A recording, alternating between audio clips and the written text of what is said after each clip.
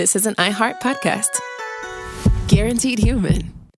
With no fees or minimums on checking accounts, it's no wonder that Capital One Bank Guy is so passionate about banking with Capital One. If he were here, he wouldn't just tell you about no fees or minimums. He'd also tell you about how Capital One cafes are open 7 days a week to assist with your banking needs. Yep, even on weekends. It's pretty much all he talks about, in a good way. What's in your wallet? Terms apply. See CapitalOne.com/bankguy. Capital One N.A., member FDIC. We've all tumbled down an internet rabbit hole trying to self-diagnose, and it leaves us more anxious than informed. Our feeds are full of wellness trends, but how do we know what's real, what's exaggerated, and what's just wrong? Health versus Hype from the American Medical Association breaks it all down. Emmy-nominated science communicator Trace Dominguez talks to doctors, influencers, and real people trying these trends, not to cancel them, but to understand them. Because when it comes to your health, who you listen to matters. So listen to Health versus Hype wherever you get your podcasts. Welcome to Stuff You Should Know, a production of iHeartRadio.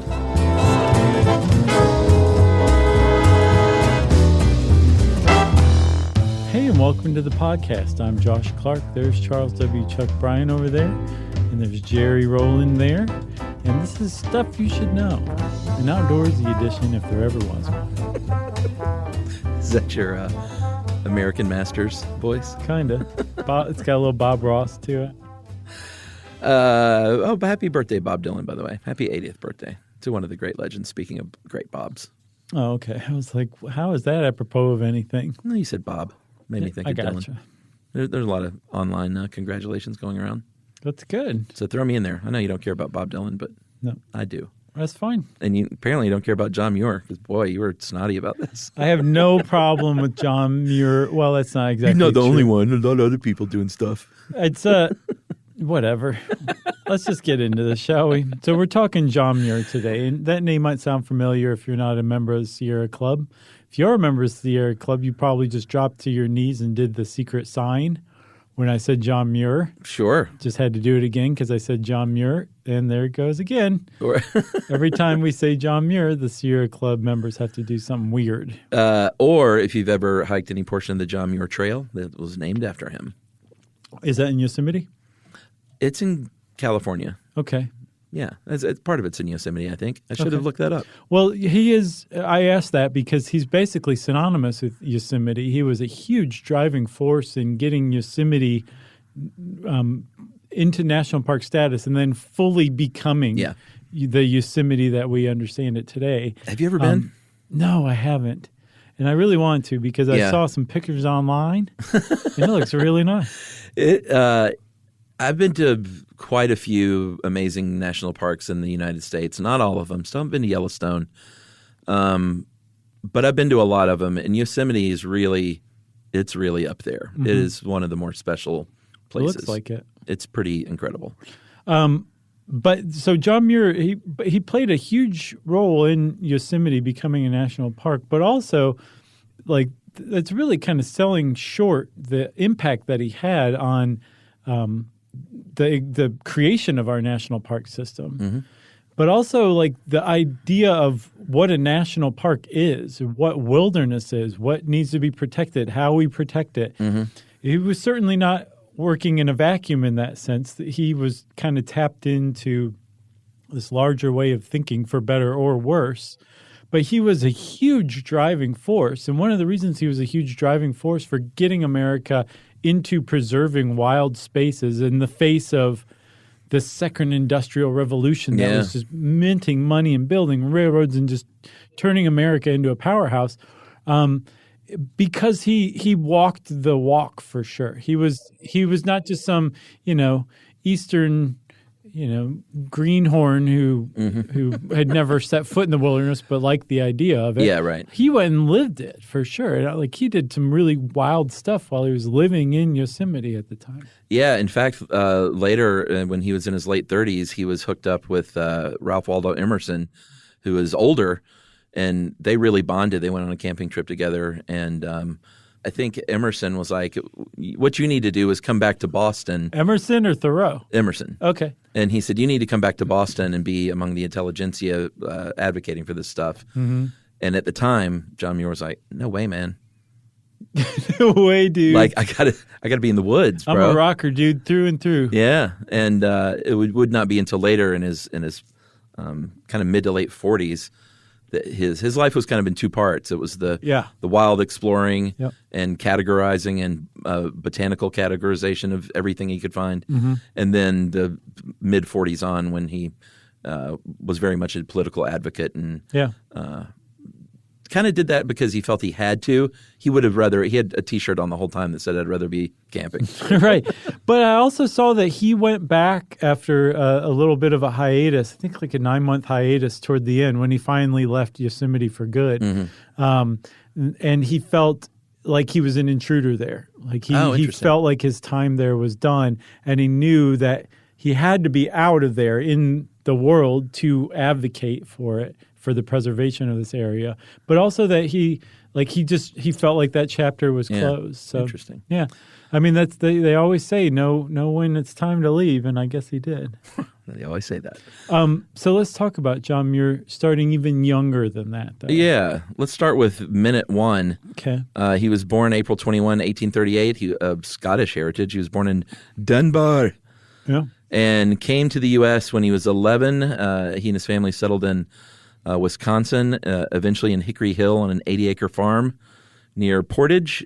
His father was a very stern Calvinist. Super religious. Yeah, like it kind of, if you ever seen the movie The Witch, sort of along those lines. Wow, where that's such a great movie. Punishment was very heavy and strict.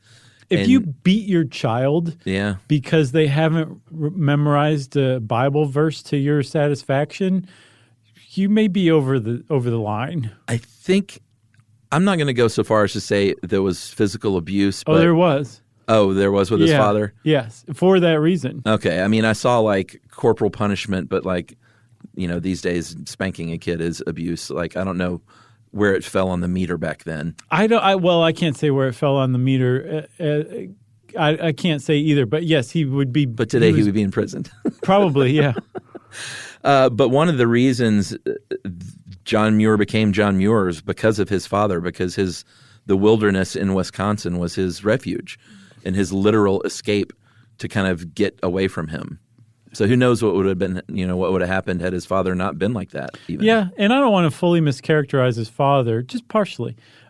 He was very stern, but John Muir was convinced that his father loved him still and cared about him and was even maybe a little bit proud of him in the ways that he deviated from what his father wanted for him. And one of the main ways that he deviated from him was in book learning, basically. Like all his father was concerned with was his boys working the land, farming and knowing the Bible. They didn't need to know anything else. But that wasn't enough for John Muir. He was basically a born tinkerer, a born engineer, but he did not have free time. His father was like, you're either working in the field or you're studying the Bible or you're getting hit with the switch by me. Right. It's one of those three things is what you're doing for all of your waking hours. Yeah. And so John Muir hit upon the idea of expanding his waking hours. And so as a youth, he started waking up at 1 a.m. so that he could have 5 hours to himself between 1 a.m. and 6 a.m. when he was expected to start working on the farm to just read or tinker or invent. And he actually used that to really great effect. Yeah, so he made a lot of little inventions. There was one called an early rising machine, which was basically a alarm clock attached to his bed that would quite literally tip his bed up and tip him out of it. Yeah. I don't get the feeling that he needed it because he's getting up at 1 a.m. anyway. His father used it. Did he really? Yeah. But he eventually would go to the State Fair in Madison in 1860 with a lot of his inventions and was sort of a boy wonder inventor. Well, he was 22 at the time. Well, but I think he had invented a lot of this stuff in his teen years too, though. Right. But imagine at 22 in the 1880s or 60s was you're like almost retired. You're like, imagine the middle-aged guy showing up at the 4-H fair being like, can I enter? One of the things, a big relationship in his life that would last throughout his life, he studied with a man named Ezra Carr, and his wife, Jean Carr, became a really big mentor for him and exposed him to, botany, basically. Like, she was a scientist, and he loved the outdoors, but she was like, hey, but botany is like a real science to it. Yeah. And was a really big influence in his life, introduced him to Emerson later, like literally picked out a wife for him that was like, this is who you need to marry. Yeah, because apparently she can support she you was a in good all your. matchmaker then too. It seems like it. Because they loved each other very Yeah. much, and she was totally fine with his comings and goings and all that. And Sure. they were good together. Comings and goings is in going To like adventuring. Australia or Yeah. Japan or something. That made it sound a little bit like, dalliances. No, nothing like that. No, as a matter of fact, I read that he left Yosemite at one point because of unwanted attention from a woman. Oh, really? Uh-huh. He was camping and this lady hiked by and looked at him and he's like, I'm out of here. Sailor. Well, he was an interesting dude in that he was a bit like a hermit, but apparently also really enjoyed these one-on-one conversations with people he would meet. Yeah, along he the was way. he was kind of billed as a wild man of the wilderness. Yeah. But he very much craved and needed human interaction as well. It was very odd. It's usually one way or the other in that sense, Yeah, so he's working eventually the industrial part of his life because he was such a good tinkerer and engineer. Uh-huh. He got work doing stuff like that, and in March of 1867, he's working at a carriage parts shop in Indianapolis. An awl pierced, like literally went into his eye and pierced it. And for a while, he was blind in both eyes because of that. It was such a bad wound that his other eye was like, I'm out too. Yeah, just because I feel bad for my buddy over there. Sympathy blindness. And this was a very monumental injury because after this, he was like, you know what? Forget this stuff. I don't want to ever be around another machine with moving parts again. Right. And I just want to walk. He said that he bade adieu to all my mechanical inventions, determined to devote the rest of my life to the study of all the inventions of God. Yeah, he stayed religious. We should point out He was super religious. It's not like because of his dad he went atheist or something. No. Like in all of his writings and talking about the natural world. It's all Ezekiel. Well, it was all very spiritual and God-oriented. He was like, this is my church, though. Exactly. The outdoors, which I can, respect on a certain level. He loved creation with the capital C. Sure. So when he's wandering, like he really wandered. He was kind of a Johnny Appleseed type almost. He walked from Indiana, where I guess he recovered from his awl injury, all the way down to Cedar Key, Florida, on the Gulf Coast. Yeah. It's like 1,000 miles. He just walked down there, and pretty quickly too. Caught malaria in Cedar Key, almost died, recovered, sailed to Cuba from there, sailed on to Panama from there, and made it all the way to San Francisco. And apparently there's a story that may or may not be true, where he got to San Francisco, was immediately overwhelmed by the hustle and bustle of the city. Yeah, I think that's true. And said, what's the fastest way out of the city? Yeah, I think that's the deal. He got right out of there. And the guy he asked said, well, where you want to go? And he said, anywhere wild. And he pointed him in the direction of Yosemite, and apparently he walked 300 miles to Yosemite and fell in love. That's right. And on the way out of town, someone yelled, don't forget the rice-a-roni. It's the San Francisco treat. And he went, what? Sure. Jerry liked disgusted by that joke. Yeah, he split immediately to get out there and went to California. And he was in California. Well, yeah. He went to Yosemite. He went to Yosemite. But he walked. Right. And he walked for a very specific reason. He walked because that was the most intimate way to see the botanic and write about the botanic world around him. Yeah, because this was a time when you could be like, remember our Bone Wars episode that you hooked us up with? Who? Bone Wars? Oh, sure. Like this was a time where like you or I could just start studying books and be like, okay, I'm a paleontologist. Mm-hmm. Okay, I'm a botanist. Okay, I'm a geologist. All this stuff, these fields were so young that anybody who had like half a brain and like a pencil and a piece of paper could basically contribute to the field. Sure. And that's what I guess he was doing along the way. He definitely did that in Yosemite. Oh, yeah. He did that everywhere he went. And it's a good lesson, too, to like – I remember when Emily and I lived in L.A., had a couple of times where I had to drive to my mechanic and leave my car, and this was pre-rideshare services, and taxis were basically non-existent in LA. So I would walk these long distances home, and you notice everything. Mm-hmm. Like these neighborhoods that I drove around every day all the time. Right, yeah. And you would just notice and study every house, every mailbox, every driveway. Yeah. And it's really just a lesson to people to walk places when you can. There's a group in the UK, I think, called Amblers. Yeah, we talked about them once. Okay, and they're basically I think their motto is they're dedicated to the idea that human locomotion should be no more than 3.5 miles an hour, which is about the speed that you walk, Yeah. And then that's how you take in everything. It's absolutely true. Yeah, my two favorite speeds are 2.5 miles an hour and 95 on the expressway. That's right, yeah. Yeah. One of the two. So John Muir makes it to Yosemite. Have we taken a break yet? Nah, let's take a break. I think this is a great place for a break, don't you? He's Sure. entering Yosemite for the first time, everybody. Imagine it.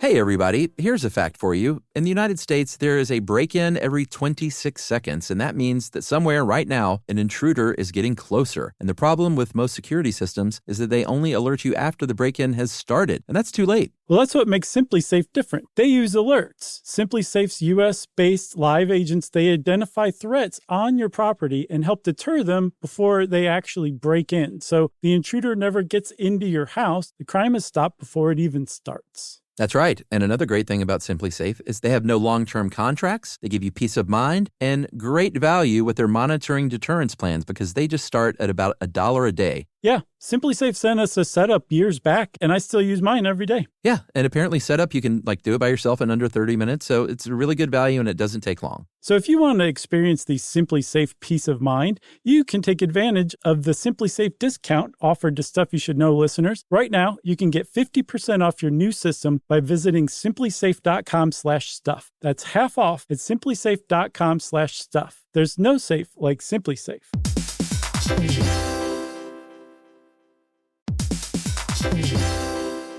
Work can be a little weird. One minute you're in a meeting that could have been an email. The next you're trying to decode corporate jargon that somehow means nothing. And don't even get us started on the quick sync that turns into a 45-minute deep dive.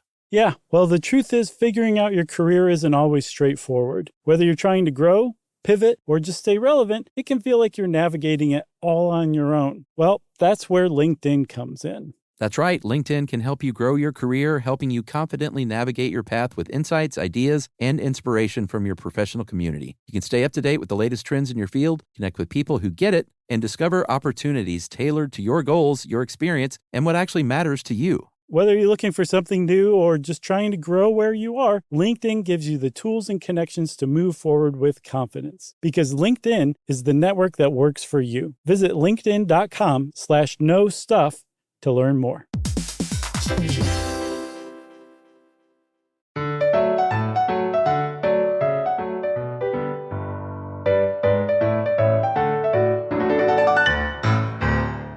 Okay, so John Muir's in Yosemite, and he decides that he needs a little bit of work. I think he stayed the first time for 10 days. And a lot of people who know some about John Muir, and especially associated with Yosemite and the national parks, basically think he showed up in Yosemite and never left and lived and died there. That's not true. No. He lived there for about a 6-year period, I think. Yeah, out of 1868. 76 years of his life. Yeah, so 1868 to 1874, I believe. Yeah, and those were a very, California just totally rocked his world. Yeah. Once he got out there. Yeah, because he was living in Indianapolis. So, I mean, basically anywhere would rock your world. But imagine showing up to California in the mid-19th century or late 19th century and seeing it. Yeah, and especially if you've I remember when I did my big out west trip years ago with my best friend over 4 months. In the summer, driving through Utah and Arizona and everywhere, where it's just so blazing hot. Mm-hmm. And then when you drive over, especially Southern California, California. When you drive over that mountain range, and it's like someone turned on the air conditioning. Oh, yeah. And I just remember thinking like, man, imagine what it must have been like for westward expansion when they finally got into the LA basin. Yeah. We're just like, whoa. Like, So it's this is where cooler I'm staying. in the LA basin? Yeah, I mean, you go over that mountain range and it's just the Pacific Ocean breezes are just kind of locked in there. Wow, it's really hot on the other side then, huh?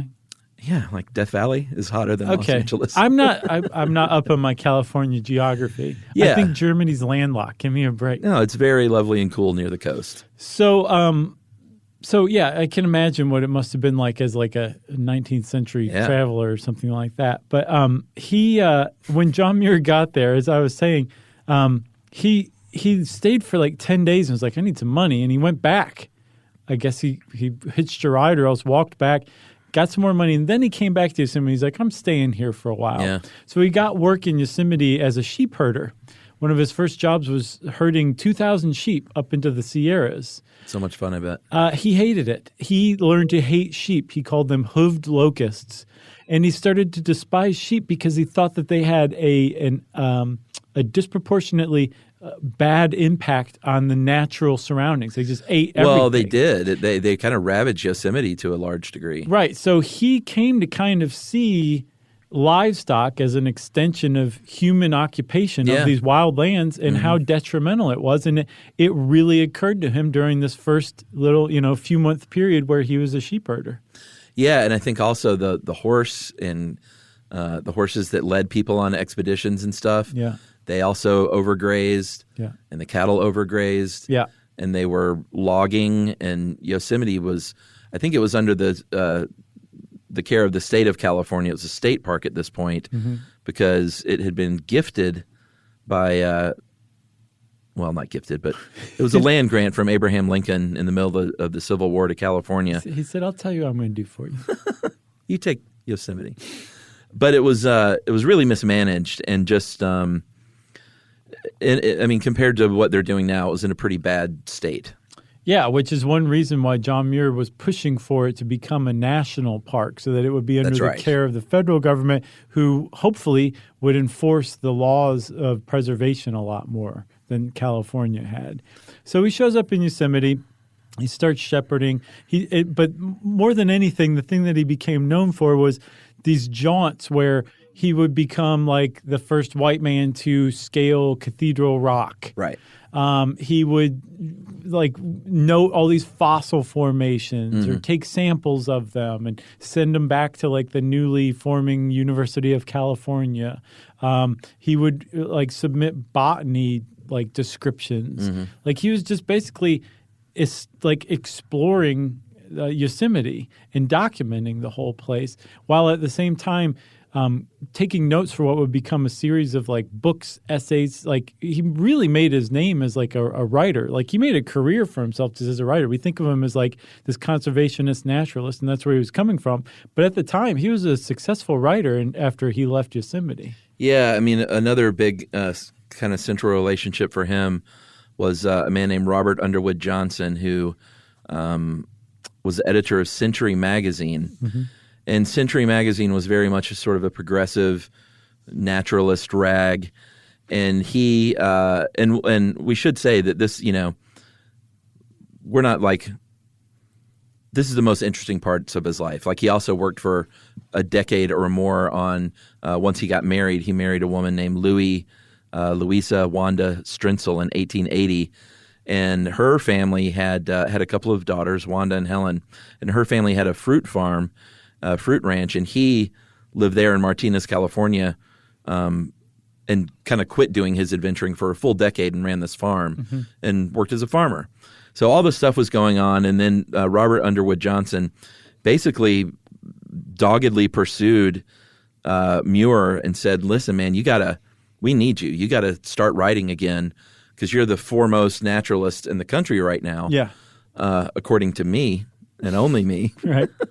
And we need you to start writing some stuff and start pushing for political change. And he was working on this farm this whole time. And eventually he was like, all right, what do you got for me? So the reason Johnson sought him out was because he had made a name for himself even while he was still living in Yosemite. Yeah. Like, you can kind of look at Muir's life. Like, he went and got all of the experience he could possibly need in these 6 years living basically that whole stretch in Yosemite. Living deliberately. And then went and used that experience. Yeah. Is that like a Nomadland reference? Living deliberately? Yeah. Now, wasn't that Thoreau? Oh, yeah. Okay. I went to the woods deliberately. Living deliciously is from The Witch. But it was basically like, imagine if like you had like a crazy 6-year period in your 20s, and then you spent the rest of your life exploiting that, writing about it, talking about it, making a name for yourself, being a cause celeb from that experience. That's basically what he did. Yeah, I feel like there's a lot of people that did that. Sure. You know? Who else? I don't know. I can't think of one. Well, Thoreau's a great example. He went and lived at Walden for, a year? And that was like, we're still talking about that guy today. You know? Yeah, that's true. And I've even heard that Walden Pond was like, town was right there. Yeah, it's like the Pizza Hut next to the pyramids. That's right. Kind of like that, but yeah. Sort of. So Muir, another big important relationship that he made was with a president named Theodore Roosevelt. And Theodore Roosevelt is known for the 280 million acres of federal land that he protected, among other things. But Muir was a big reason why. I mean, Roosevelt was into preservation anyway. It's not like Muir came in and completely like changed his mind about everything. Sure. But Roosevelt knew about him and quite literally said, I would like you to take me camping in Yosemite for 4 days. He said, just the two of us. Didn't they have to like give the Secret Service the slip? Well, I think there was Secret Service there because apparently they just never shut up, and the Secret Service people in like one of their journals said like these two like won't shut up. All they're doing is just yammering at each other about the woods. So I don't know if they gave them the slip or not, but I know that originally the request was Roosevelt was like, I don't want anyone around, man. I just want you and I to get out there in the woods and like talk about this stuff. Yeah, like wax mustache to wax mustache. That's right. So he works hand in hand with Roosevelt to do a lot of work. I think one of the first national monuments they established was Petrified Forest in Arizona. Which he went out there and was like, oh, this place is kind of cool. He moved there for his daughter's health, apparently. And while he was there, he's like, oh, there's a petrified forest. I'll just start submitting fossil specimens. Did? Yeah. Oh, interesting. He just did the same thing there as an older man that he did earlier at Yosemite. Yeah, and I think the deal with Yosemite was because it was a state park, the actual Yosemite Valley wasn't part of the park boundaries. The Mariposa Grove of those giant sequoia trees wasn't actually part of the boundary. And Muir was like, man, this is what needs to be a part of the boundary more than anything. Yeah, so that was one of the first things that the Sierra Club took up. It was like basically their first initiative. And John Muir is synonymous with the Sierra Club because he was the first president. He was for, I think... his whole life. Basically 20 years or something like that. He died the rest of his life, yeah. Yeah, he died in 1914, and he became the president of Sierra Club in 1892. So he helped found this organization that's still around today.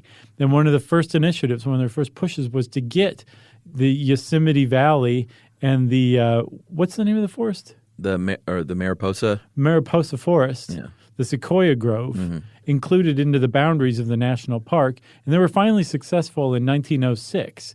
And from that success, they just started having more and more successes and eventually expanded because initially they were focused on the West, basically. Right. Because that's where all these people who founded the club lived, and that's what they cared about. They said, well, there's other places where this battle needs to be fought as well. Where there's nice stuff. And they became this national advocacy group that will sue your pants off if you try to mess with a national park.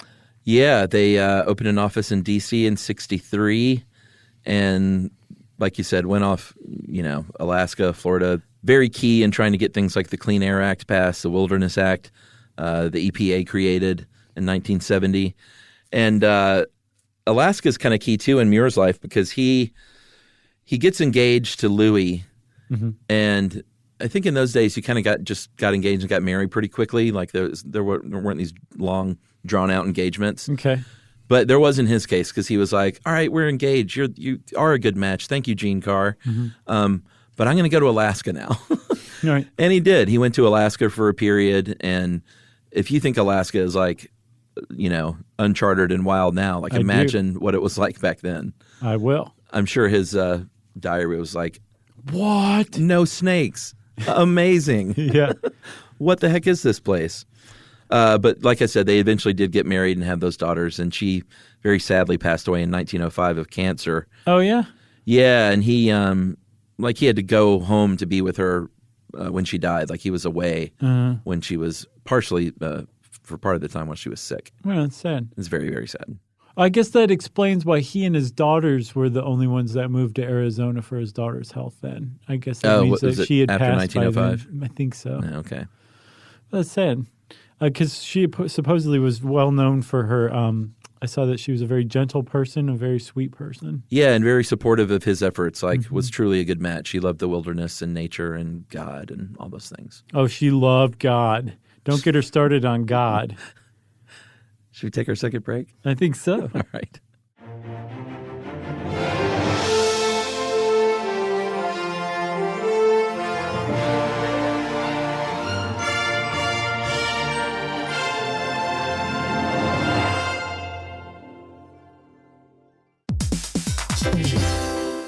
Hey, everybody. Here's a fact for you. In the United States, there is a break-in every 26 seconds, and that means that somewhere right now, an intruder is getting closer. And the problem with most security systems is that they only alert you after the break-in has started, and that's too late. Well, that's what makes SimpliSafe different. They use alerts. SimpliSafe's U.S.-based live agents, they identify threats on your property and help deter them before they actually break in. So the intruder never gets into your house. The crime is stopped before it even starts. That's right. And another great thing about SimpliSafe is they have no long-term contracts. They give you peace of mind and great value with their monitoring deterrence plans because they just start at about $1 a day. Yeah, SimpliSafe sent us a setup years back, and I still use mine every day. Yeah, and apparently setup, you can do it by yourself in under 30 minutes, so it's a really good value and it doesn't take long. So if you want to experience the SimpliSafe peace of mind, you can take advantage of the SimpliSafe discount offered to Stuff You Should Know listeners. Right now, you can get 50% off your new system by visiting simplisafe.com/stuff. That's half off at simplisafe.com/stuff. There's no safe like SimpliSafe.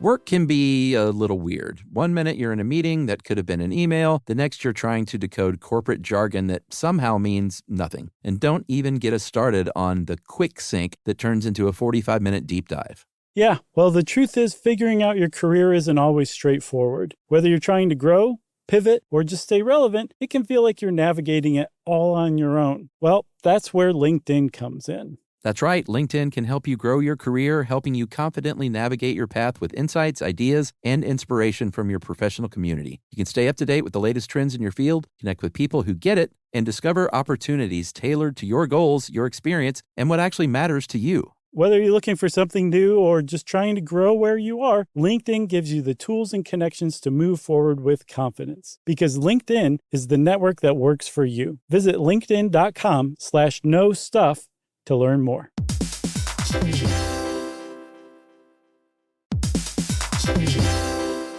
Hey everybody, we're here to talk to you about Wayfair, who believes that spaces should be functional, they should be comfortable, they should be well designed, and they can be well designed by you with their help. Your updated space should feel more comfortable, inviting, and practical for everyday use. And we're talking about outdoor seating. We're talking about grills. We're talking about major appliances. If you need storage solutions, Wayfair can help you out. Patio lighting, rugs, decor. It is your one-stop shop for home. Yeah, I mean, it's getting nice out, so it's time to think about living outdoors for the next few months. And Wayfair knows that outdoor furniture, it's heavy, it's intimidating to assemble. So Wayfair has stepped in and said, we're going to handle the hard part so you don't have to. That's right. You can shop Wayfair Verified, your shortcut to the good stuff. And that means their team of product specialists are going to vet everything by hand using a 10-point inspection, testing things like, quality materials, functionality and features, and even how long it takes to build that piece of furniture. And the overall experience save time, reduce hassle, and improved convenience. Patio season is here, and these deals won't last. So head to wayfair.com right now to get your outdoor space ready for way less. That's WAYFAIR.com. Wayfair, every style, every home.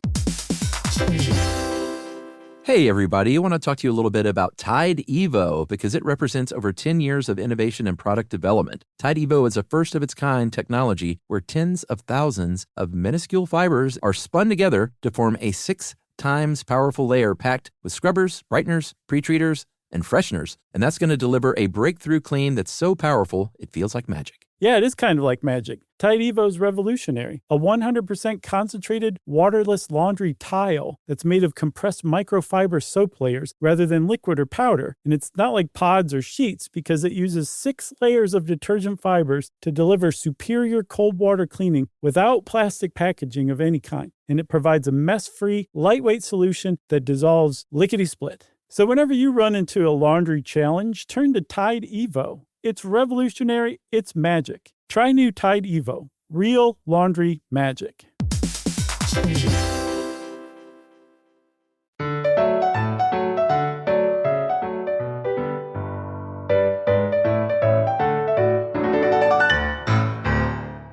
So we were talking about John Muir and the Sierra Club, Chuck, and it's really hard to understate what Muir impact.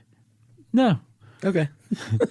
Yes. What impact he had. Because, like I said, he was a successful writer. He was really good at writing. And also he did really crazy stuff, like riding an avalanche. There's a very famous essay that he wrote called A Windstorm in the Forest, that he describes what it was like to climb up the top of a pine tree and hang on for hours during a storm in the Sierras. Yeah. And how awesome nuts it was.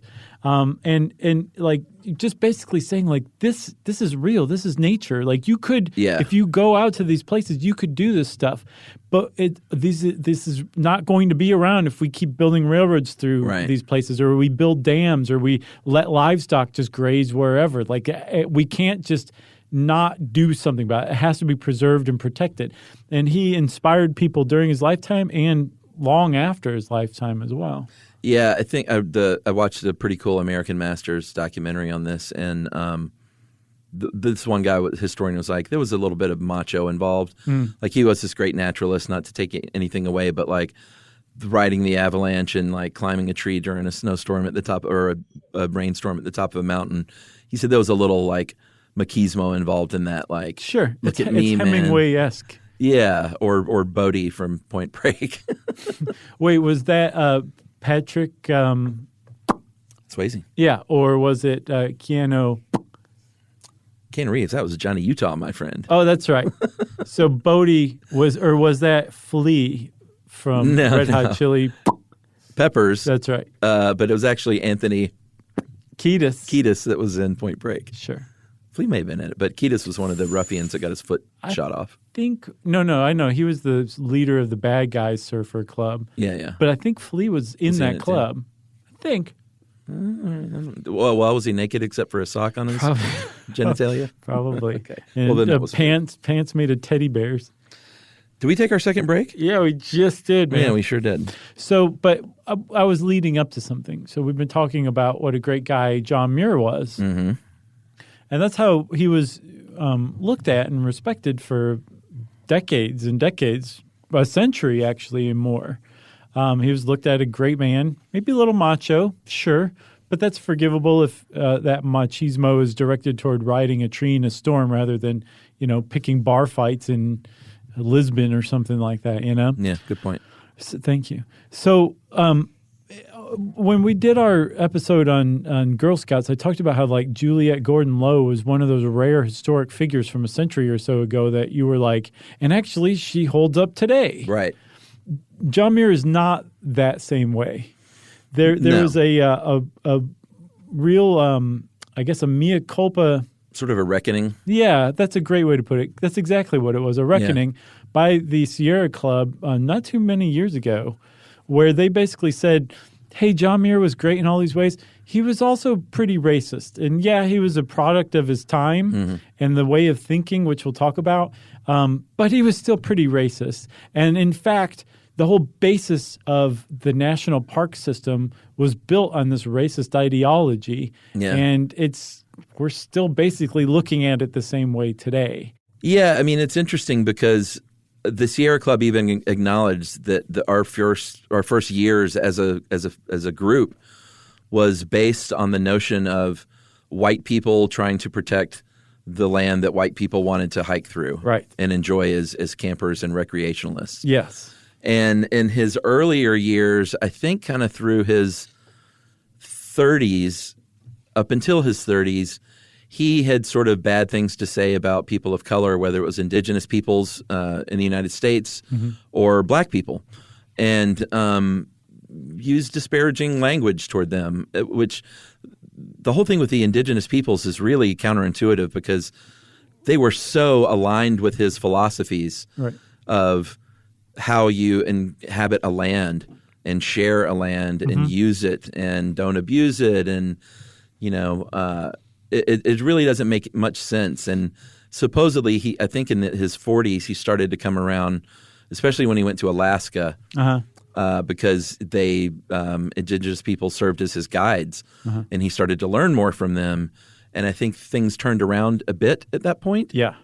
But the Sierra Club, spent a lot of time over the past few years trying to sort of bring this to light and not whitewash it and say, hey, this is what it was. No, they did a very good job of it, actually. I think so, yeah. So I was saying that he was a product of his time, and he very much was. Yeah. There was an idea before his time, say the 1820s, 1830s, when the West was like the frontier. Right. And the United States didn't really need it at the time, where there was this view of the Native American as this noble race that was being encroached upon by humanity, and that we needed to preserve this wild area. This was decades before John Muir came around, this idea that we needed to preserve this stuff. But we also needed to preserve Native Americans and their culture in this land that we're preserving. Right. So the initial idea for national parks was that the Native Americans would live on this land just as they always had, and it would be their land, but it would also be America's national parks. It would be protected. And then the railroad came, and all of a sudden the U.S. started expanding further and further west, faster and faster. Yeah. And now the Native Americans weren't this group of people over there that you could kind of idealize. They were now in the way of this westward expansion. So racism toward them went through the roof. Yeah. And now there was this idea that Native American culture was already dead, that the best of the culture had died in the last decades and centuries, and that it was all the white man's fault, but what's done is done. And so let's just make this decline into extinction as comfortable as possible and preserve Native Americans, not on our national park land, but we'll just make reservations for them to go over there and just die off. And it's sad, but that's just the way it is. And that is the mentality that John Muir became a conservationist within the larger zeitgeist. Right. That no human should be on the land, but in particular, Native Americans shouldn't be there anyway because this is our white people land. Yeah. And you know what? I'm glad the Sierra Club and people in general are more comfortable calling this stuff what it is now. Like even in that American Masters, there was one line where they said like, early on he I don't even remember what they said. I don't even think they said disparaging, but like he said some things weren't not so nice for Native American Indians is what they said. Did he like cough it while he was saying it? Yeah. And it was just very quickly like they wouldn't dare say that he had racist points of view. Yeah. You just didn't say stuff like that. But I think now people are more comfortable with using that word and saying, this is how he was for a time in his life. Yeah. And we gotta reckon with that because it's part of our history of a foundation. For sure. And not just him. Like the national parks were they evicted people. Yeah. And not just Native Americans, depending on where you were. Out west, Grand Canyon, Petrified Forest, Yosemite, Yellowstone, all of them required forced evictions to basically create this pristine area that was never pristine and free of human settlement or occupation or use. They created that to create the national parks. And they used like this idea. There was this I read this really interesting article, dude, from 2007. So it would have been groundbreaking at the time. It's called Ethnic Cleansing and America's Creation of National Parks by Isaac Cantor. And Cantor points out that like the people who were setting up and promoting these first national parks like Yellowstone and Yosemite would say there were never Native Americans here anyway. They were afraid of spirits in this, in this canyon. So they never hung out here anyway. But by the way, can you send some military to protect us from Native American attacks while we're setting up this national park? Yeah. So it's like, which is it? Yeah, basically. But that's it was a really good read. And it was very eye-opening, especially for 2007. So I guess in closing, we want to quickly mention one of his last, what he was actually trying to do when he died and failed at doing was preventing the damming of the Hetch Hetchy Valley in Yosemite. And basically what happened in 1906 was there was a devastating earthquake and fire that destroyed San Francisco, which I'd love to cover that as its own episode at some point. Yeah, totally. Basically completely destroyed it. And rice-a-roni everywhere.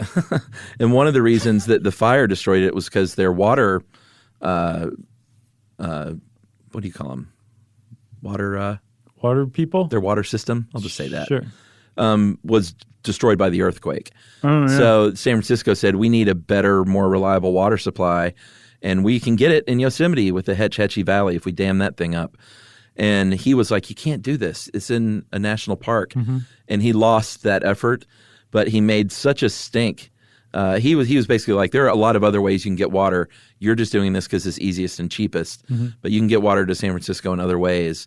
And like I said, he was not successful. He did lose that battle and then passed away of pneumonia at the age of 76 in 1914.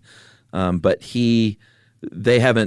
there hasn't been a dam built on national park land since then. Yeah, because that the even though he lost it, it really raised awareness, and it also kind of set a certain mindset in the public's mind that no, you don't really mess with national parks. And I guess we had to lose one to get to that point. That's right. You got anything else? I got nothing else. So that's John Muir for you, everybody. Go check out his writings and read about him and see what you think. And also don't forget Ethnic Cleansing and the Creation of America's National Parks. Good stuff. And since I said good stuff, of course, it's time for Listener Mail. This is on Cleft Palates from Malcolm. Ooh, that's new. In Calgary. That came out today. Alberta. Okay. Canada. USA. No. North America. Earth.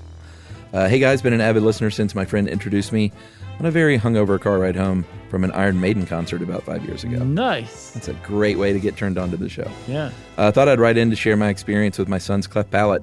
After listening to the episode, my son was born with a midwife in June 2019 and had a ton of trouble breastfeeding, which in hindsight was because he couldn't get any suction. A couple of days later, the midwife noticed what she thought was a cleft in the soft palate. We took our newborn to the hospital, and she was right. We became regulars at the Alberta Children's Hospital's Cleft Clinic in Calgary, Alberta, and 2 years later, my son has had a surgery to repair his cleft palate and another to put tubes in his eardrums, parentheses, socialized healthcare is the best. The tubes are common with clefts because the muscles that drain the ear canals don't form properly, so the tubes allow fluid to leave the ear canals. One thing you didn't mention was the bifid uvula, which I have.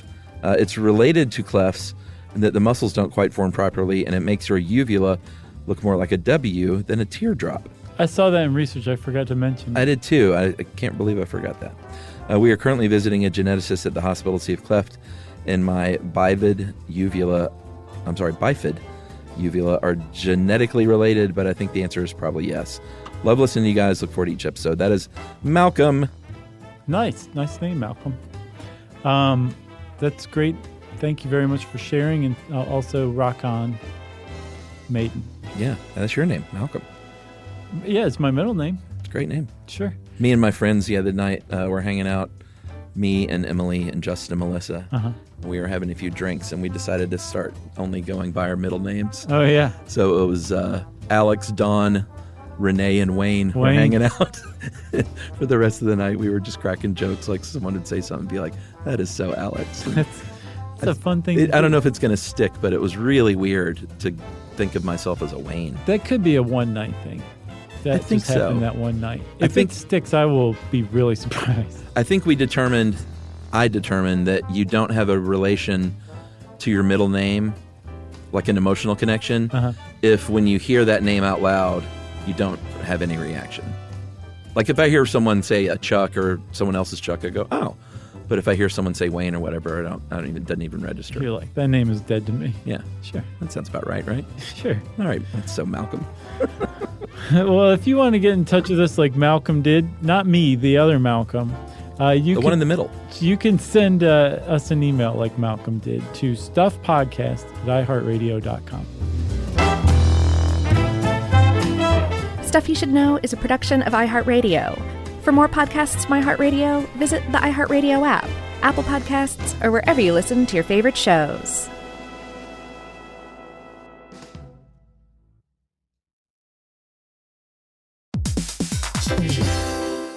Hey, quick question for the parents listening right now. When's the last time your kid asked for something and you actually felt good saying yes? Because lately, a lot of families have been hearing the same thing. Can I have Lingo Kids, please? And here's the thing. Lingo Kids is the #1 entertainment platform for young kids with more than 4,000 interactive games, songs, and shows. Astronauts, wild animals, superheroes, dinosaurs. It's literally everything kids love all in one place. So when they ask for it, you can actually feel good saying yes. Download Lingo Kids for free and start exploring today, or unlock even more amazing content with Lingo Kids Plus. And if you go with the yearly plan, you can save up to 60%. Just search Lingo Kids in the App Store or Google Play. Lingo Kids, everything kids love.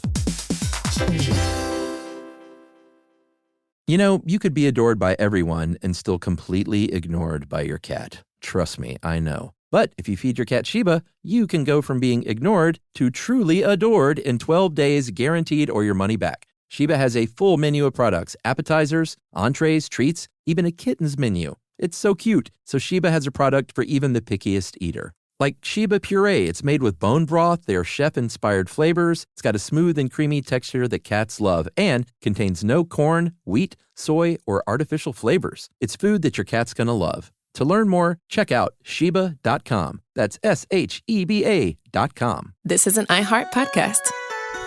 Guaranteed human.